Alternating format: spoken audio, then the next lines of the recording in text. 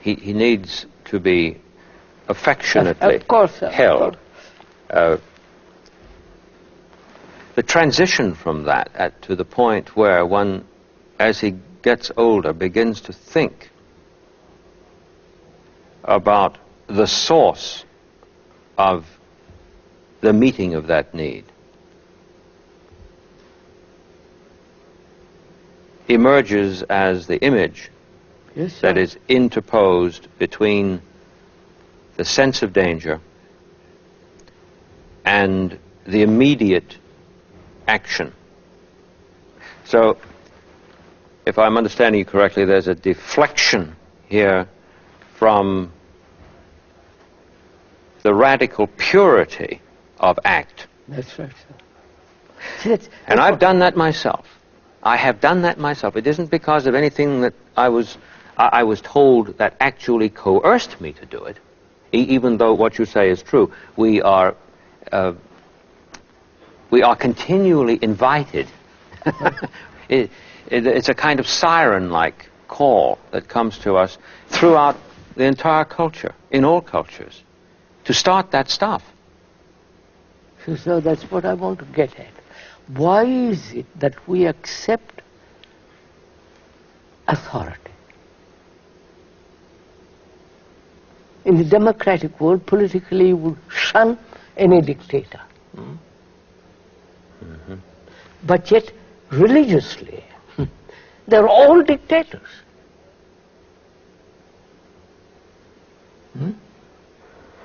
And why do we accept it?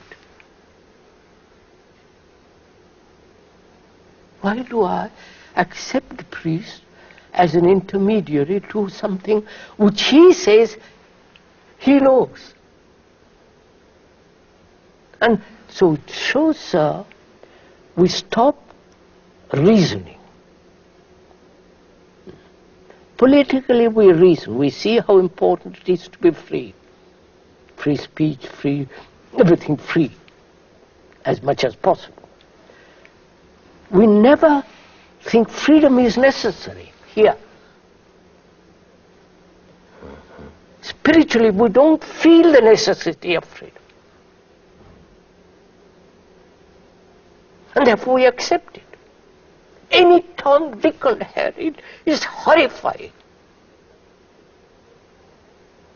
The most, I've seen intellectuals, professors, scientists falling for all this trash. Because they have reasoned in the scientific world and are weary of reasoning. And here at last, I can sit back, not reason. Be told, be comfortable, be happy. I'll do all the work for you. You don't have to do anything. I'll take you over the river. You follow? Oh, yes. Yes. And I'm delighted. So, we accept where there is ignorance, where reason doesn't function, where intelligence is in abeyance, and you need all that.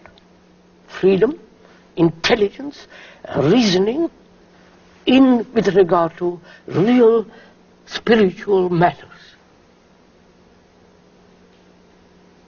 Otherwise what? Some guru comes along and tells you what to do,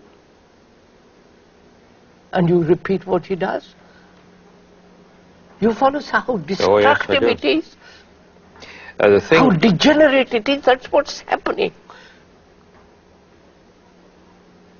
Endlessly. I don't think these gurus realize what they are doing. No. They're encouraging degeneracy.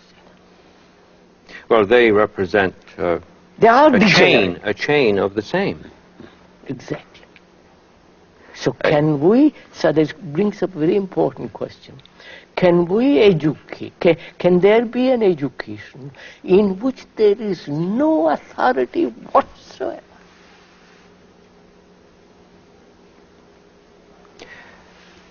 I must say yes to that in terms of the experience that I had in class yesterday.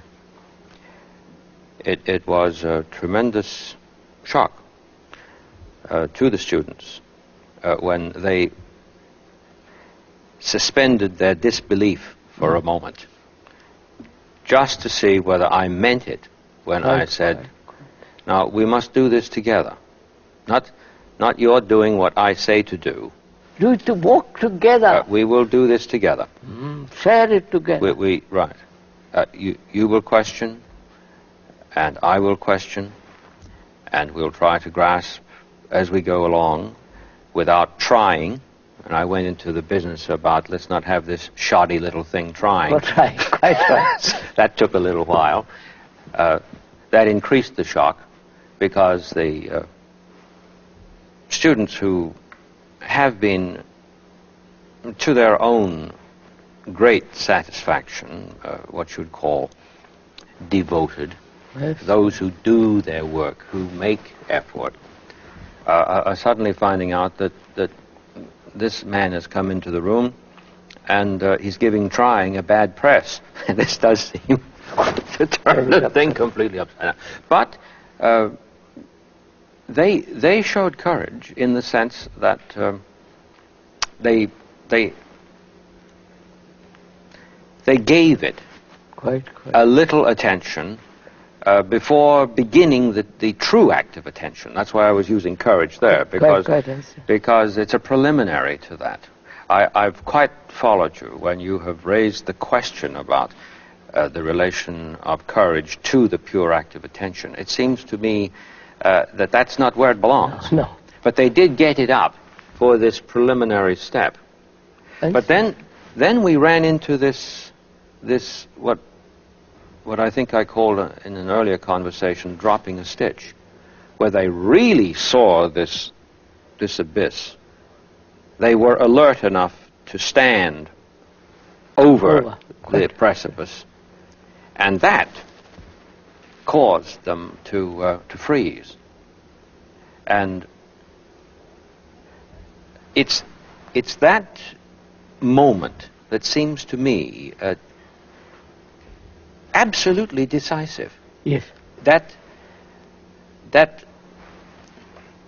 it's almost like one sees in terms of events, objective events. I remember reading the Spanish philosopher Ortega, who spoke of events that tremble back and forth before the thing actually tumbles into itself. Well, that was happening in the room, but it was like water that moved up to the lip of the cup and couldn't quite spill over. I've spoken about this at some length because I wanted to describe to you a real situation, what was actually happening. I was going to say, sir, I've connected with very many schools for 40 years and more. And when one talks to the students about freedom and authority and acceptance, they're completely lost. Yes. They want to be slaves. My father says this, I must do this. Or my father says I won't do that. It's the same. Exactly. Do you think in our next conversation we could look at that moment of hesitation? Yes, sir. It seems to me so terribly critical for education itself. Wonderful.